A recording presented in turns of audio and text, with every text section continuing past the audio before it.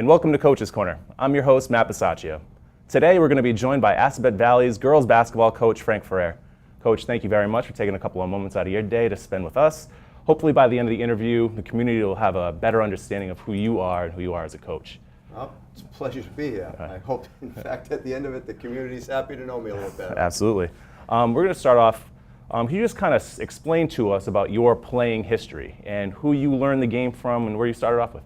Oh, boy, okay. I guess I've been around for a long time. I've actually been coaching high school basketball. I started with boys 27 years ago. I actually took some time off when my own son and daughter were growing up, so there's a kind of a lapse there. But my family, I grew up right outside of Boston in Somerville, and I can tell you from the time I was a kid, my dream was to play high school basketball for my city and to attend high school games. And boy, back then, you know, a long time ago, but basketball was, you didn't get to the gym by 5 o'clock, you weren't getting in because there were literally 1,500 people or more in the gymnasium. So it was in my blood. My brothers coached, and basically every single weekend was all devoted to whether coaching or playing. So it was just something that for the time I can remember growing up that I wanted to be part of, and I wanted to play, and I wanted to coach. So it was, to me, it was an easy transition that went along with it. Now, that competition that you're talking about, do you think that helped you along the way to become a better player? Yeah, I don't think there's any doubt about that. I think any sport gives you an opportunity. When you compete, I truly do believe it helps you throughout your life. So to me, in fact, if anything, I probably put too much pressure as when I was younger on myself, whether it be playing or coaching, and probably it was a little, in some cases, even to my own son when he played, high school basketball. But I absolutely think that the competition for people who really are true athletes, there's nothing better than that. There really is nothing that can set you up, as I said, better in anything you do in life. So it was great to grow up in that environment. Now, what about your coaching start? Where did you start coaching?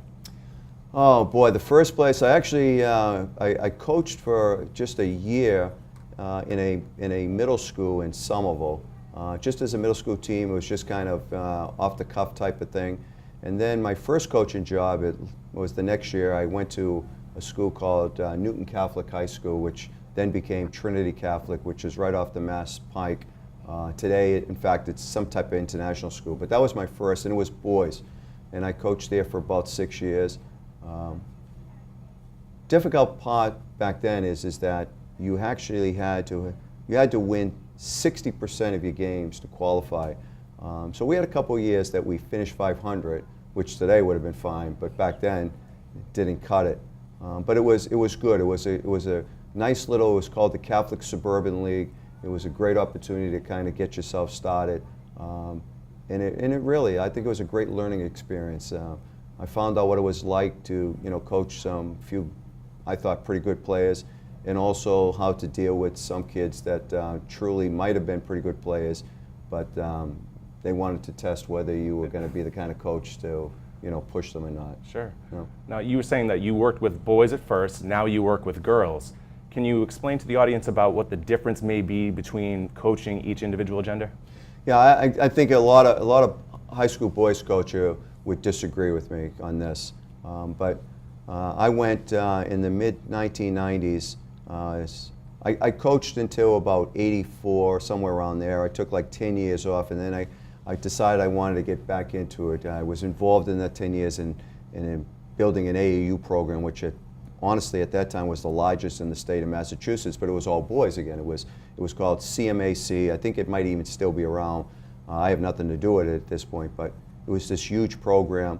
But then I decided I wanted to get back in. I happened to see that someone told me that Air High School had a girls basketball position open, so I applied. And honestly, thought I was a little cocky. I said, well, I coached boys all these years.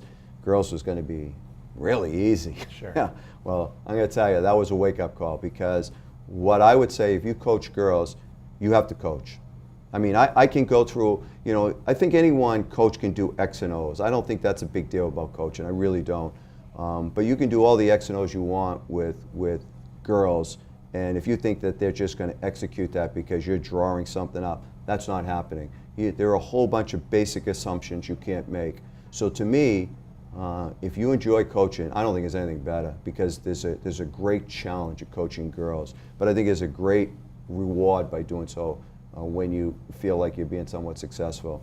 So I personally believe that coaching girls, you got to do a lot more coaching. Sure, so it becomes more of a managing personalities and really getting to know the person with the girls as opposed to the boys, where it can be a little bit more, say, lax, and it's really more about the X's and O's, like you'd say. Yeah, I would absolutely say that to some extent, no doubt about it. And also just to the extent of, believe it or not, even in the high school level, you know, you have a whole bunch of girls that, you know, have trouble, you know, just making layups, just understanding, you know, you understand or to draw up a play, and guess what? They'll go exactly where you tell them. But guess what? If there was some place that might have been a better place to go, but that wasn't drawn up, no, that ain't happening. So it's not as intuitive for a lot of girls as it is for a lot of guys. So a lot of guys just kind of play, you know, growing up, and you just kind of fool around, play pickup ball. Not so much with the average girl. You know, more intense girls, more serious, yes, but not on average. Sure. What about your particular coaching style? What would you say is your particular coaching style?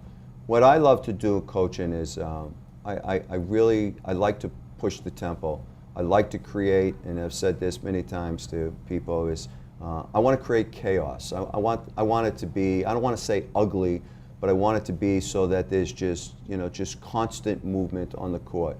And if we can do that, we have a chance. Because most of the times I've coached girls, I haven't coached, I haven't had a lot of size most of the time. And truthfully, fortunately I've had, you know, some pretty good guards, but really not a whole bunch of all-around really good players. I've had athletes, but not basketball players. So for us to have any success, we have to be able to create, you know, turnovers from the other team, and we have to be able to run the court, and we have to be able to make at times it look very ugly. But that's our style. Our style is, you know, up-tempo, but it's easy to say that. It's another thing to actually go and do that on the court. But that's what we attempt to do. And if we don't succeed in doing that, we struggle. So that's got to be what we have to do. Now, being at a school like Assabet Valley, it's a vocational school. In regards to recruiting, is there ever an advantage coming from a vocational school that may have a little bit more to offer than a regular public school? Well, the school itself, I truly do believe is that it has a lot to offer here at Assabet. It really does.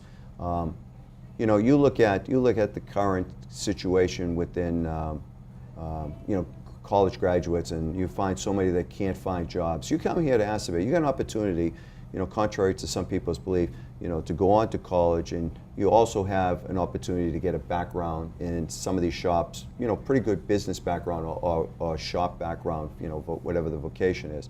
So to me, it's an advantage. And it's starting to draw more girls. You know, 10, 12 years ago, it was a higher percentage of boys, but today, I think the mix here at Assabet, I don't know exactly the number, but it seems to be much, much more 50-50 or somewhere close to it. So it's kind of nice because you're drawing, you know, more females, and you're drawing females that, you know, have backgrounds in playing sports as opposed to 15 years ago. All right. And we're going to end you on a little bit of an easy question here. Now, you're known in the area as being the coach on the sidelines that likes to chew a lollipop. Now, where did that come from? The lollipop, and honestly, some people think I'm just doing it for show. It's not. You know, years back ago, I got a little too fired up. I really did, and I realized I had to take a step back. So I said, well, the best way to keep myself, you know, quiet was to start. And by the way, they have to be Tootsie Pops. If they're not Tootsie Pops, I don't do them. Okay. All right. And believe it or not, there's also a color scheme. Okay. So I use certain lollipops on certain games. So if I think I'm going to be in a game that's kind of laid back, it's going to be like a brown or a purple. If I'm in a game that's going to be intense, it's going to be red. If it's real intense, it might be a raspberry. So I know that sounds really weird, but it really was done so I kind of take a step back and relax, because it does. I kind of enjoy it, and it's become a tradition that I've had now for, oh my God, it's got to be the last 20 years of coaching. That's great. Well, thank you very much. Again, we appreciate the time that you've given us today.